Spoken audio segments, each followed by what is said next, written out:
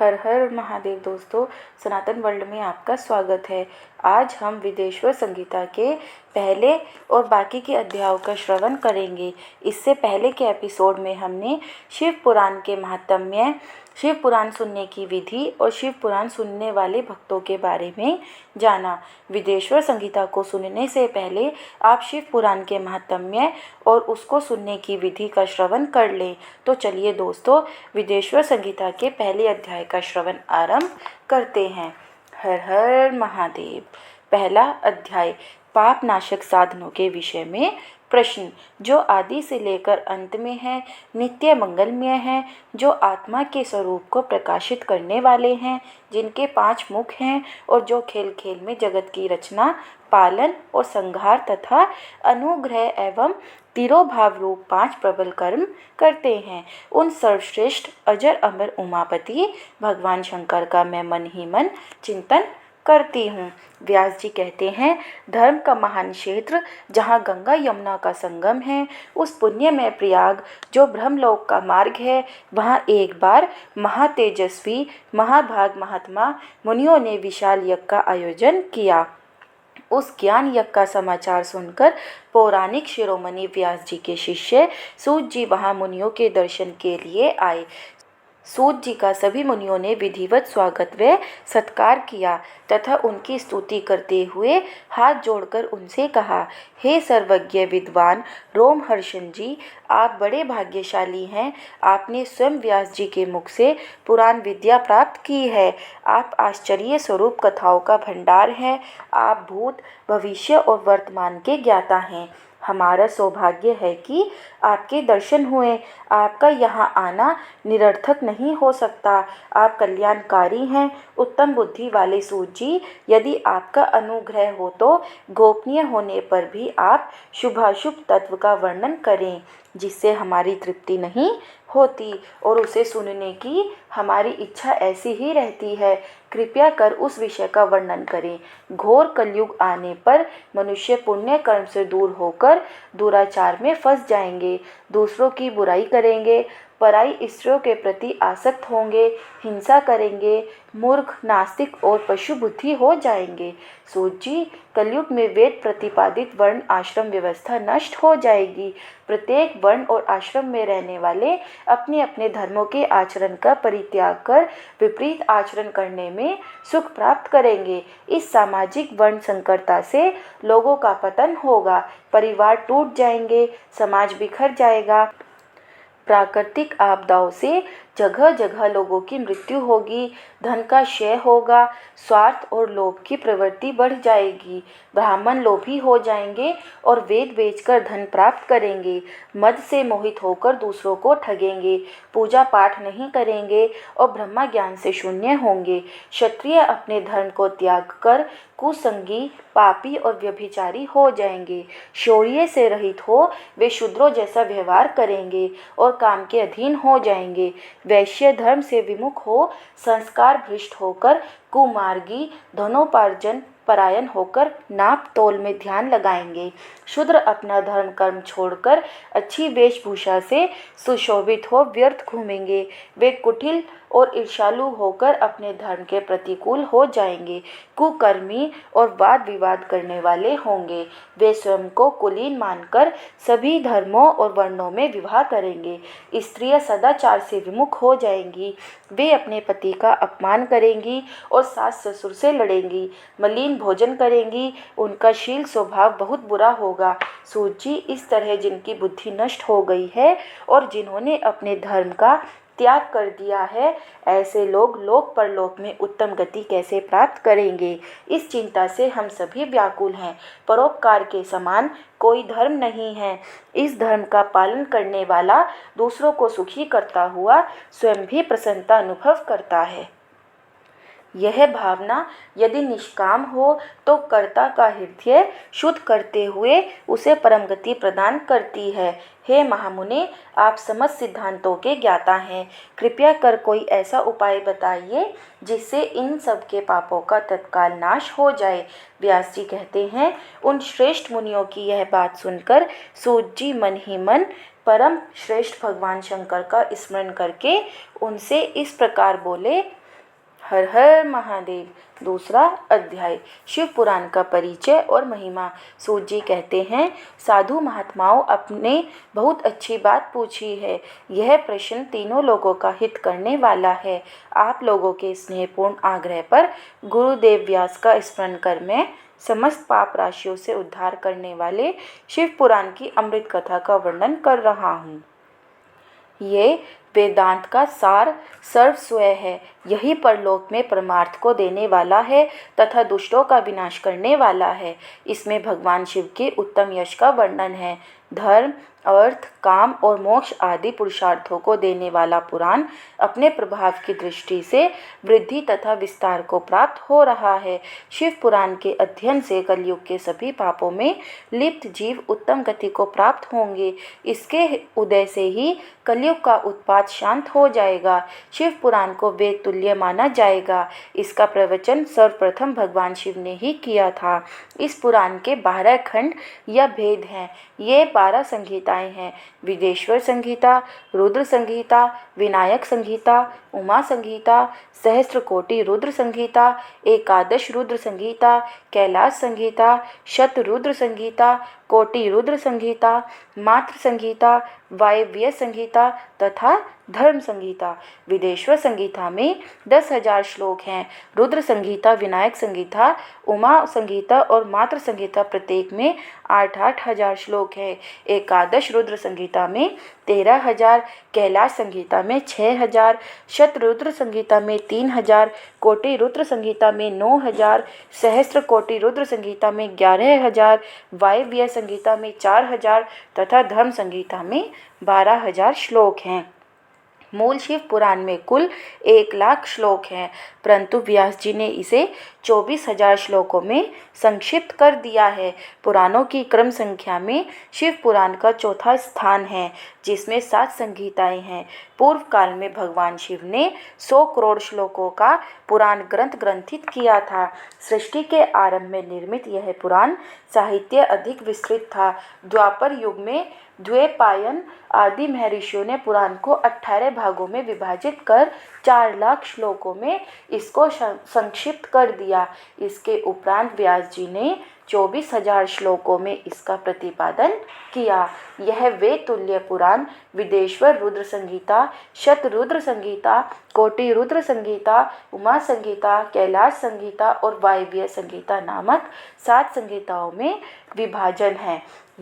यह वेद तुल्य पुराण विदेश्वर रुद्र संहिता, शत्र रुद्र संहिता, कोटि रुद्र संहिता, उमा संहिता, कैलाश संहिता और वायव्य संहिता नामक 7 संहिताओं में विभाजित है। यह 7 संहिताओं वाला शिव पुराण वेद के समान प्रामाणिक तथा उत्तम गति प्रदान करने वाला है। इस निर्मल शिव पुराण की रचना भगवान शिव द्वारा की गई है तथा इसको संक्षेप में संकलित करने का श्रेय व्यास जी को जाता है। शिव पुराण सभी जीवों का कल्याण करने वाला, सभी पापों का नाश करने वाला है। यही सत्पुरुषों को कल्याण प्रदान करने वाला है। यह तुलना रहित है तथा इसमें वेद प्रतिपादित अद्वैत ज्ञान तथा निष्कपट धर्म का प्रतिपादन है। शिव पुराण श्रेष्ठ मंत्र समूहों का संकलन है तथा यही सभी के लिए शिव धाम की प्राप्ति का साधन है। समस्त पुराणों में सर्वश्रेष्ठ शिव पुराण ईर्ष्या रहित अंतःकरण वाले विद्वानों के लिए जानने की वस्तु है। इसमें परमात्मा का गान किया गया है। इस अमृत में शिव पुराण को आदर से पढ़ने और सुनने वाला मनुष्य भगवान शिव का प्रिय होकर परम गति को प्राप्त कर लेता है। हर हर महादेव। तीसरा अध्याय, श्रवण, कीर्तन और मनन साधनाओं की श्रेष्ठता। व्यास जी कहते हैं, सूत जी के वचनों को सुनकर सभी महर्षि बोले, भगवान आप वेद तुल्य अद्भुत एवं पुण्यमय शिव पुराण की कथा सुनाइए। सूत जी ने कहा, हे महर्षिगण, आप कल्याण में भगवान शिव का स्मरण करके वेद के सार से प्रकट शिव पुराण की अमृत कथा सुनिए। शिव पुराण में भक्ति, ज्ञान और वैराग्य का गान किया गया है। जब सृष्टि आरंभ हुई तो 6 कुलों के महर्षि आपस में वाद विवाद करने लगे कि अमुक वस्तु उत्कृष्ट है, अमुक नहीं। जब इस विवाद ने बड़ा रूप धारण कर लिया तो सभी अपनी शंका के समाधान के लिए सृष्टि की रचना करने वाले अविनाशी ब्रह्मा जी के पास जाकर हाथ जोड़कर कहने लगे, हे प्रभु, आप संपूर्ण जगत को धारण कर उनका पोषण करने वाले हैं। प्रभु, हम जानना चाहते हैं कि संपूर्ण तत्वों से परे परात्पर पुराण पुरुष कौन है। ब्रह्मा जी ने कहा, ब्रह्मा, विष्णु, रुद्र और इंद्र आदि से युक्त संपूर्ण जगत समस्त भूतों एवं इंद्रियों के साथ पहले प्रकट हुआ है। वे देव महादेव ही सर्वज्ञ और संपूर्ण हैं। भक्ति से ही इनका साक्षात्कार होता है, दूसरे किसी उपाय से इनका दर्शन नहीं होता। भगवान शिव में अटूट भक्ति मनुष्य को संसार बंधन से मुक्ति दिलाती है। भक्ति से उन्हें देवता का कृपा प्रसाद प्राप्त होता है। जैसे अंकुर से बीज और बीज से अंकुर पैदा होता है, भगवान शंकर का कृपा प्रसाद प्राप्त करने के लिए आप सब ब्रह्मा ऋषि धरती पर सहस्त्रों वर्षों तक चलने वाले विशाल यज्ञ करो। यज्ञपति भगवान शिव की कृपा से ही विद्या के सार तत्व साध्य साधन का ज्ञान प्राप्त होता है। शिव पद की प्राप्ति साध्य और उनकी सेवा ही साधन है तथा जो मनुष्य बिना किसी फल की कामना किए उनकी भक्ति में डूबे रहते हैं, वही साधक हैं। कर्म के अनुष्ठान से प्राप्त फल को भगवान शिव के श्री चरणों में समर्पित करना ही परमेश्वर की प्राप्ति का उपाय है तथा यही मोक्ष प्राप्ति का एकमात्र साधन है। साक्षात महेश्वर ने ही भक्ति के साधनों का प्रतिपादन किया है। कान से भगवान के नाम, गुण और लीलाओं का श्रवण वाणी द्वारा उनका कीर्तन तथा मन में उनका मनन शिव पद की प्राप्ति के महान साधन हैं तथा इन साधनों से ही संपूर्ण मनोरथों की सिद्धि होती है। जिस वस्तु को हम प्रत्यक्ष अपनी आंखों के सामने देख सकते हैं उसकी तरफ आकर्षण स्वाभाविक है, परंतु जिस वस्तु को प्रत्यक्ष रूप से देखा नहीं जा सकता उसे केवल सुनकर और समझकर ही उसकी प्राप्ति के लिए प्रयत्न किया जाता है। अतः श्रवण पहला साधन है। श्रवण द्वारा ही गुरु मुख से तत्व को सुनकर श्रेष्ठ बुद्धि वाला विद्वान अन्य साधन कीर्तन और मनन की शक्ति व सिद्धि प्राप्त करने का यत्न करता है। मनन के बाद इस साधन की साधना करते रहने से धीरे धीरे भगवान शिव का संयोग प्राप्त होता है और लौकिक आनंद की प्राप्ति होती है। भगवान शिव की पूजा, उनके नामों का जप तथा उनके रूप गुण विलास के हृदय में निरंतर चिंतन को ही मनन कहा जाता है। महेश्वर की कृपा दृष्टि से उपलब्ध इस साधन को ही प्रमुख साधन कहा जाता है। हर हर महादेव। चौथा अध्याय, सनत कुमार व्यास संवाद। सूत जी कहते हैं, हे मुनियों, इस साधन का महात्म्य बताते समय मैं एक प्राचीन वृत्तांत का वर्णन करूंगा जिसे आप ध्यानपूर्वक सुने। बहुत पहले की बात है, पराशर मुनि के पुत्र मेरे गुरु व्यासदेव जी सरस्वती नदी के तट पर तपस्या कर रहे थे। एक दिन सूर्य के समान तेजस्वी विमान से यात्रा करते हुए भगवान सनत कुमार वहां जा पहुँचे। मेरे गुरु ध्यान में मगन थे। जागने पर अपने सामने सनत कुमार जी को देखकर वे बड़ी तेजी से उठे और उनके चरणों का स्पर्श कर उन्हें अर्घ्य देकर योग्य आसन पर विराजमान किया। प्रसन्न होकर सनत कुमार जी गंभीर वाणी में बोले, मुनि, तुम सत्य का चिंतन करो। सत्य तत्व का चिंतन ही श्रेय प्राप्ति का मार्ग है। इसी से कल्याण का मार्ग प्रशस्त होता है। यही कल्याणकारी है। यह जब जीवन में आ जाता है तो सब सुंदर हो जाता है। सत्य का अर्थ है सदैव रहने वाला। इस काल का कोई प्रभाव नहीं पड़ता। यह सदा एक समान रहता है। सनत कुमार जी ने महर्षि व्यास को आगे समझाते हुए कहा, महर्षि, सत्य पदार्थ भगवान शिव ही है। भगवान शंकर का श्रवण कीर्तन और मनन ही उन्हें प्राप्त करने के सर्वश्रेष्ठ साधन है। पूर्व काल में मैं दूसरे अनेकानेक साधनों के भ्रम में पड़ा घूमता हुआ तपस्या करने मंदराचल पर जा पहुंचा। कुछ समय बाद महेश्वर शिव की आज्ञा से सबके साक्षी तथा शिव गणों के स्वामी नंदिकेश्वर वहां आए और स्नेहपूर्वक मुक्ति का साधन बताते हुए बोले, भगवान शंकर का श्रवण कीर्तन और मनन ही मुक्ति का स्रोत है। यह बात मुझे स्वयं देवाधिदेव भगवान शिव ने बताई है। अतः तुम इन्हीं साधनों का अनुष्ठान करो।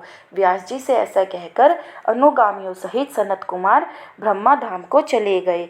इस प्रकार इस उत्तम वृत्तांत का संक्षेप में मैंने वर्णन किया है। ऋषि बोले, सूत जी, आपने श्रवण कीर्तन और मनन को मुक्ति का उपाय बताया है, किंतु जो मनुष्य इन तीनों साधनों में असमर्थ हो वह मनुष्य कैसे मुक्त हो सकता है? किस कर्म के द्वारा बिना यत्न के ही मोक्ष मिल सकता है? हर हर महादेव। 5वां अध्याय शिवलिंग का रहस्य एवं महत्व। सूत जी कहते हैं, शौनक जी, श्रवण कीर्तन और मनन जैसे साधनों को करना प्रत्येक के लिए सुगम नहीं है। इसके लिए योग्य गुरु और आचार्य चाहिए। गुरु मुख से सुनी गई वाणी मन की शंकाओं को दग्ध करती है। गुरु मुख से सुने शिव तत्व द्वारा शिव के रूप स्वरूप के दर्शन और गुणानुवाद में रसानुभूति होती है, तभी भक्त कीर्तन कर पाता है। यदि ऐसा कर पाना संभव ना हो तो मोक्षार्थी को चाहिए कि वह भगवान शंकर के लिंग एवं मूर्ति की स्थापना करके रोज उनकी पूजा करे। इसे अपनाकर वह इस संसार सागर से पार हो सकता है। संसार सागर से पार होने के लिए इस तरह की पूजा आसानी से भक्तिपूर्वक की जा सकती है। अपनी शक्ति एवं सामर्थ्य के अनुसार धन राशि से शिवलिंग या शिव मूर्ति की स्थापना कर भक्ति भाव से उसकी पूजा करनी चाहिए। मंडप, गोपुर, तीर्थ, मठ एवं क्षेत्र की स्थापना कर उत्सव का आयोजन करना चाहिए तथा पुष्प, धूप, वस्त्र, गंध, दीप तथा पुआ और तरह तरह के भोजन नैवेद्य के रूप में अर्पित करने चाहिए। श्री शिव जी ब्रह्मा रूप और निष्कल अर्थात कला रहित भी है और कला सहित भी। मनुष्य इन दोनों स्वरूपों की पूजा करते हैं। शंकर जी को ही ब्रह्मा पदवी भी प्राप्त है। कलापूर्ण भगवान शिव की मूर्ति पूजा भी मनुष्य द्वारा की जाती है और वेदों ने भी इस तरह की पूजा की आज्ञा प्रदान की है। सनत कुमार जी ने पूछा, हे नंदिकेश्वर, पूर्व काल में उत्पन्न हुए लिंग बेर अर्थात मूर्ति की उत्पत्ति के संबंध में आप हमें विस्तार से बताइए। नंदिकेश्वर ने बताया, मुनीश्वर, प्राचीन काल में एक बार ब्रह्मा और विष्णु के मध्य युद्ध हुआ तो उनके बीच स्तंभ रूप में शिव जी प्रकट हो गए। इस प्रकार उन्होंने पृथ्वी लोक का संरक्षण किया। उसी दिन से महादेव जी का लिंग के साथ साथ मूर्ति पूजन भी जगत में प्रचलित हो गया। अन्य देवताओं की साकार अर्थात मूर्ति पूजा होने लगी जो कि अभीष्ट फल प्रदान करने वाली थी, परंतु शिव जी के लिंग और मूर्ति दोनों रूप में ही पूजनीय हैं। हर हर महादेव। 6वां अध्याय ब्रह्मा विष्णु युद्ध। नंदिकेश्वर बोले, पूर्व काल में श्री विष्णु अपनी पत्नी श्री लक्ष्मी जी के साथ शेष शैया पर शयन कर रहे थे। तब एक बार ब्रह्मा जी वहां पहुँचे और विष्णु जी को पुत्र कहकर पुकारने लगे, पुत्र उठो, मैं तुम्हारा ईश्वर तुम्हारे सामने खड़ा हूँ। यह सुनकर विष्णु जी को क्रोध आ गया, फिर भी शांत रहते हुए वे बोले, पुत्र तुम्हारा कल्याण हो, कहो अपने पिता के पास कैसे आना हुआ। यह सुनकर ब्रह्मा जी कहने लगे, मैं तुम्हारा रक्षक हूँ, सारे जगत का पितामह हूँ, सारा जगत मुझ में निवास करता है, तो मेरी नाभि कमल से प्रकट होकर मुझसे ऐसी बातें कर रहा है। इस प्रकार दोनों में विवाद होने लगा। तब वे दोनों अपने को प्रभु कहते कहते एक दूसरे का वध करने को तैयार हो गए। हंस और गरुड़ पर बैठे दोनों परस्पर युद्ध करने लगे। ब्रह्मा जी के वक्ष स्थल में विष्णु जी ने अनेकों अस्त्रों का प्रहार करके उन्हें व्याकुल कर दिया। इससे कुपित हो ब्रह्मा जी ने भी पलटकर भयानक प्रहार किए। उनके पारस्परिक आघातों से देवताओं में हलचल मच गई। वे घबराए और त्रिशूलधारी भगवान शिव के पास गए और उन्हें सारी व्यथा सुनाई। भगवान शिव अपनी सभा में उमा देवी सहित सिंहासन पर विराजमान थे और मंद मंद मुस्कुरा रहे थे। हर हर महादेव। 7वां अध्याय शिव निर्णय। महादेव जी बोले, पुत्रों, मैं जानता हूँ कि तुम ब्रह्मा और विष्णु के परस्पर युद्ध से बहुत दुखी हो।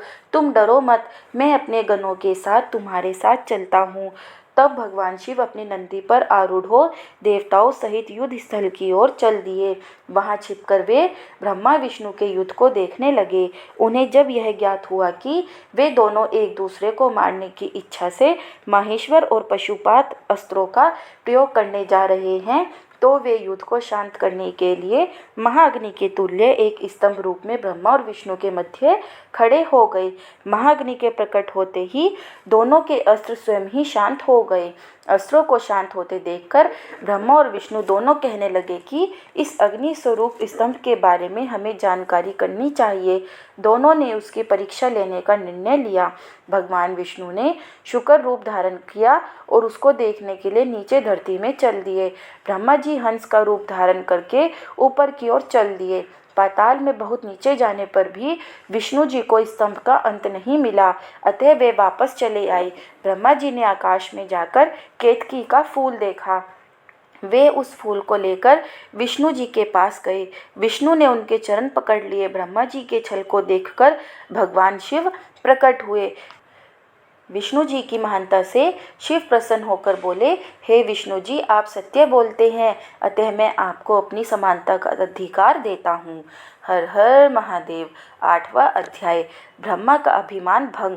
नंदिकेश्वर बोले, महादेव जी ब्रह्मा जी के छल पर अत्यंत क्रोधित हुए। उन्होंने अपने त्रिनेत्र से भैरव को प्रकट किया और उन्हें आज्ञा दी कि वह तलवार से ब्रह्मा जी को दंड दे। आज्ञा पाते ही भैरव ने ब्रह्मा जी के बाल पकड़ लिए और उनका 5वां सिर काट दिया। ब्रह्मा जी डर के मारे कांपने लगे। उन्होंने भैरव के चरण पकड़ लिए तथा क्षमा मांगने लगे। इसे देखकर श्री विष्णु ने भगवान शिव से प्रार्थना की कि आपकी कृपा से ही ब्रह्मा जी को 5वां सिर मिला था, अतः आप इन्हें क्षमा कर दे। तब शिव जी की आज्ञा पाकर ब्रह्मा को भैरव ने छोड़ दिया। शिव जी ने कहा, तुमने प्रतिष्ठा और ईश्वर तत्व को दिखाने के लिए छल किया है, इसलिए मैं तुम्हें शाप देता हूँ कि तुम सत्कार, स्थान व उत्सव से विहीन रहोगे। ब्रह्मा जी को अपनी गलती का पछतावा हो चुका था। उन्होंने भगवान शिव के चरण पकड़कर क्षमा मांगी और निवेदन किया कि वे उनका 5वां सिर पुनः प्रदान करें। महादेव जी ने कहा, जगत की स्थिति को बिगड़ने से बचाने के लिए पापी को दंड अवश्य देना चाहिए ताकि लोक मर्यादा बनी रहे। मैं तुम्हें वरदान देता हूँ कि तुम गणों के आचार्य कहलाओगे और तुम्हारे बिना यज्ञ पूर्ण ना होंगे। फिर उन्होंने केतकी के पुष्प से कहा, अरे दुष्ट केतकी पुष्प, अब तुम मेरी पूजा के अयोग्य रहोगे। तब केतकी पुष्प बहुत दुखी हुआ और उनके चरणों में गिरकर माफ़ी मांगने लगा। तब महादेव जी ने कहा, मेरा वचन तो झूठा नहीं हो सकता, इसलिए तू मेरे भक्तों के योग्य होगा। इस प्रकार तेरा जन्म सफल हो जाएगा। हर हर महादेव। 9वां अध्याय। लिंग पूजन का महत्व। नंदिकेश्वर कहते हैं, ब्रह्मा और विष्णु भगवान शिव को प्रणाम कर चुपचाप उनके दाएं बाएं भाग में खड़े हो गए। उन्होंने पूजनीय महादेव जी को श्रेष्ठ आसन पर बैठाकर पवित्र वस्तुओं से उनका पूजन किया। दीर्घ काल तक स्थिर रहने वाली वस्तुओं को पुष्प वस्तु तथा अल्प काल तक टिकने वाली वस्तुओं को प्राकृत वस्तु कहते हैं। हार, नुपुर, केयूर, किरीट, मणि में कुंडल, यज्ञोपवीत, उत्तरीय वस्त्र, पुष्पमाला, रेशमी वस्त्र, हार, मुद्रिका, पुष्प, तांबूल, कपूर, चंदन एवं अगरू का अनुलेप, धूप, दीप, श्वेत छत्र, व्यंजन, ध्वजा, चंवर तथा अनेक दिव्य उपहारों द्वारा जिनका वैभव वाणी और मन की पहुँच से परे था, जो केवल परमात्मा के योग्य थे, उनसे ब्रह्मा और विष्णु ने अपने स्वामी महेश्वर का पूजन किया। इससे प्रसन्न होकर भगवान शिव ने दोनों देवताओं से मुस्कुराकर कहा, पुत्रों, आज तुम्हारे द्वारा की गई पूजा से मैं बहुत प्रसन्न हूँ। इसी कारण यह दिन परम पवित्र और महान होगा। यह तिथि शिवरात्रि के नाम से प्रसिद्ध होगी और मुझे परम प्रिय होगी। इस दिन जो मनुष्य मेरे लिंग अर्थात निराकार रूप की या मेरी मूर्ति अर्थात साकार रूप की दिन रात निराहार रहकर अपनी शक्ति के अनुसार निश्चल भाव से यथोचित पूजा करेगा, वह मेरा परम प्रिय भक्त होगा। पूरे वर्ष भर निरंतर मेरी पूजा करने पर जो फल मिलता है, वह फल शिवरात्रि को मेरा पूजन करके मनुष्य तत्काल प्राप्त कर लेता है।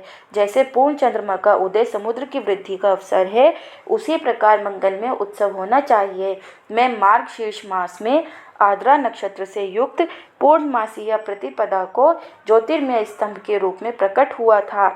इस दिन जो भी मनुष्य पार्वती सहित मेरा दर्शन करता है अथवा मेरी मूर्ति या लिंग की झांकी निकालता है, वह मेरे लिए कार्तिकेय से भी अधिक प्रिय है। इस शुभ दिन मेरे दर्शन मात्र से पूरा फल प्राप्त होता है। यदि दर्शन के साथ मेरा पूजन भी किया जाए तो इतना अधिक फल प्राप्त होता है कि वाणी द्वारा उसका वर्णन नहीं किया जा सकता। लिंग रूप में प्रकट होकर मैं बहुत बड़ा हो गया था, अतः लिंग के कारण यह भूतल लिंग स्थान के नाम से प्रसिद्ध हुआ।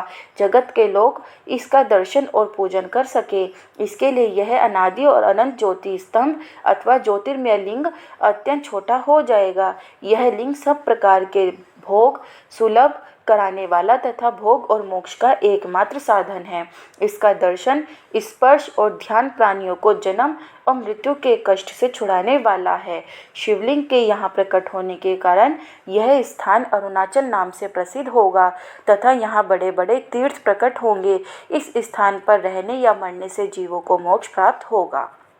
मेरे दो रूप हैं, साकार और निराकार।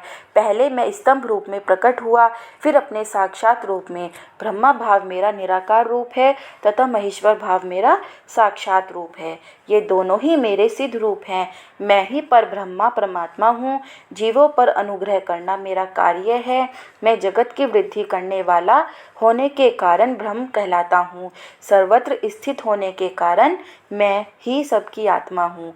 सर्ग से लेकर अनुग्रह तक जो जगत संबंधी 5 कृत्य हैं वे सदा ही मेरे हैं।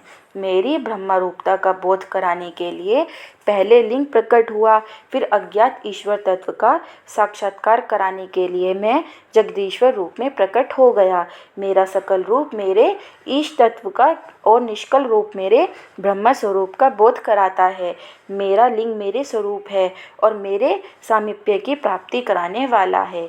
मेरे लिंग की स्थापना करने वाले मेरे उपासक को मेरी समानता की प्राप्ति हो जाती है तथा मेरे साथ एकत्व का अनुभव करता हुआ संसार सागर से मुक्त हो जाता है।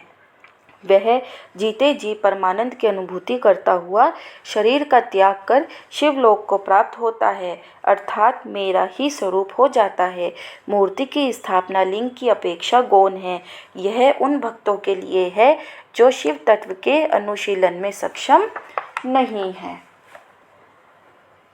हर हर महादेव दोस्तों, 10वां अध्याय प्रणव एवं पंचाक्षर मंत्र की महत्ता। ब्रह्मा और विष्णु ने पूछा, प्रभु सृष्टि आदि 5 कृत्यों के लक्षण क्या हैं, यह हम दोनों को बताइए। भगवान शिव बोले, मेरे कर्तव्यों को समझना अत्यंत गहन है, तथापि मैं कृपा पूर्वक तुम्हें बता रहा हूँ। सृष्टि, पालन, संहार, तिरोभाव और अनुग्रह मेरे जगत संबंधी 5 कार्य हैं जो नित्य सिद्ध हैं। संसार की रचना का आरंभ सृष्टि कहलाता है। मुझसे पालित होकर सृष्टि का सुस्थिर रहना उसका पालन है। उसका विनाश ही संहार है। प्राणों के उत्क्रमण को तिरोभाव कहते हैं। इन सब से छुटकारा मिल जाना ही मेरा अनुग्रह अर्थात मोक्ष है। ये मेरे 5 कृत्य हैं। सृष्टि आदि 4 कृत्य संसार का विस्तार करने वाले हैं। 5वां कृत्य मोक्ष का है। मेरे भक्तजन इन 5 कार्यों को 5 भूतों में देखते हैं। सृष्टि धरती पर, स्थिति जल में, संहार अग्नि में, तिरोभाव वायु में और अनुग्रह आकाश में स्थित है।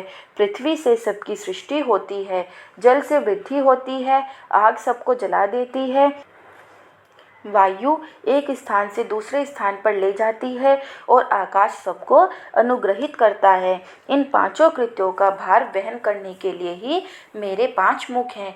4 दिशाओं में 4 मुख और इनके बीच में 5वां मुख है। पुत्रों, तुम दोनों ने मुझे तपस्या से प्रसन्न कर सृष्टि और पालन 2 कार्य प्राप्त किए हैं।